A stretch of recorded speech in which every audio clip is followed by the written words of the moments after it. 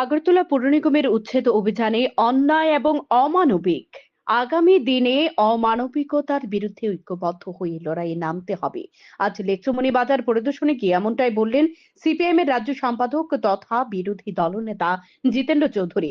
এদিন তিনি বলেন, নির্বাচন আসলে বিজেপি সরকার দাবি করে সবকা সাথ সবকা বিকাশ, কিন্তু হাস্যকর ব্যাপার, তার উল্টো বিনাশ করেছে ক্ষুদ্র ব্যবসায়ীদের। আসলে ডাবল ইঞ্জিনের সরকারের পুর নিগম গরিবদের পেটে লাথি মারলেন, তাদের দৃষ্টিভঙ্গির অভাব রয়েছে। এর বিরুদ্ধে আগামী বিধানসভা অধিবেশনে বিরোধীদের তরফ থেকে জোরালো দাবি জানানো হবে। তাঁর কথায়, রাজ্যে বিরোধীরা উন্নয়নের বিপক্ষে নয়, বাজারকে আধুনিকতার ছোঁয়া দিতে সরকারকে পদক্ষেপ নিতে হবে, কিন্তু কোনো গরিবের পেটে লাথি দেওয়ার উচিত নয়। বিকল্প ব্যবস্থা না করে দিন মজুরের দোকানপাট বুলডোজার দিয়ে গড়িয়ে দেওয়া ঠিক হয়নি। এই জাতীয় ঘটনা সম্পূর্ণ অমানবিক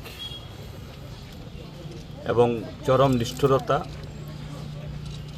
এবং যারা এরকম খুব দরিদ্র অংশের মানুষ, তাদের জীবন জীবিকা এটাকে সম্পূর্ণ অস্বীকার করে এটা শক্তির যে বা অগণতান্ত্রিকতার একটা আস্ফালন।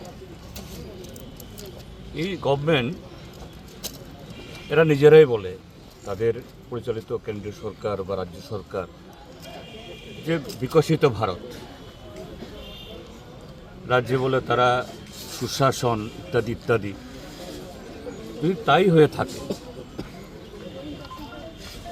বিকশিত বা বিকাশ বা সুশাসন, তার অর্থ কী হওয়া উচিত? যে প্রত্যেকটা নাগরিকের, প্রত্যেকটা পরিবারের তার জীবন জীবিকার ব্যবস্থা সুনিশ্চিত করা হয়েছে এরকম। তো এখন এটা ঘটনা যে শুধু এই লেকচুমনি বাজার কেন, আমাদের দেশের বা আমাদের রাজ্যের এরকম বিভিন্ন বাজার, শুধু আগরতলা শহর না, জেলা শহর, মহকুমা শহর, আরও জনপদগুলোতে অসংখ্য মানুষ তারা জীবন জীবিকা নির্বাহের জন্য এইভাবে সরকারি জমিতে এসে এদের ছোট ছোট বাছাই করে বা কেউ টেম্পোরারি স্ট্রাকচার করে তারা ব্যবসা বাণিজ্য করে। কেন? কেননা রাষ্ট্রের সরকার তাদের জন্য অন্য বিকল্প ব্যবস্থা করতে না পারার ফলেই এরা বাধ্য হয়েই এই পেশায় আসেন।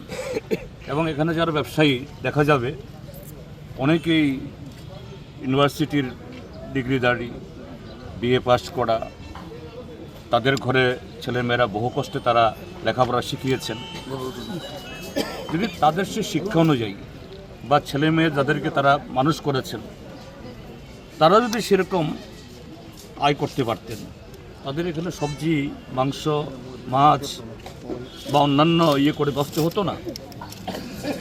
তাহলে পরোক্ষে রাষ্ট্র অর্থাৎ সরকার, কেন্দ্র বা রাজ্য, তাদের ব্যর্থতার কারণেই এরকমভাবে ফুটপাত জবরদখল হয়, বাজারের গলি জবরদখল হয়, এইভাবে সরকারি দখল হয়। তাহলে ব্যর্থতা কার?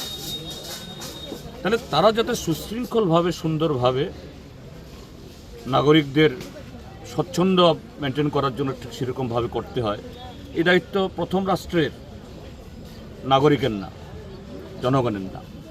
জনগণের কাজ তাদেরকে সহযোগিতা করা।